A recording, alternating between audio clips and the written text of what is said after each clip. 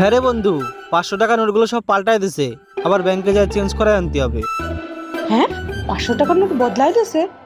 ওর কাছ থেকে যে টাকাগুলো চুরি করে রাখছিলাম, তাহলে তো ওগুলোও বদলাতে হবে। দেখি তো কতগুলো টাকা আছে। चलो भाई देखो अब मैं क्या करता हूँ।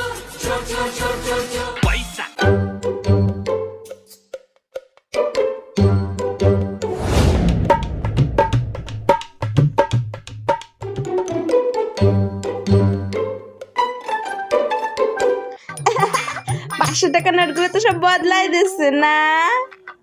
হ্যাঁ, তাইলে আমার নোটগুলো একটু বদলানো দিবা? কো তোমার টাকা কো?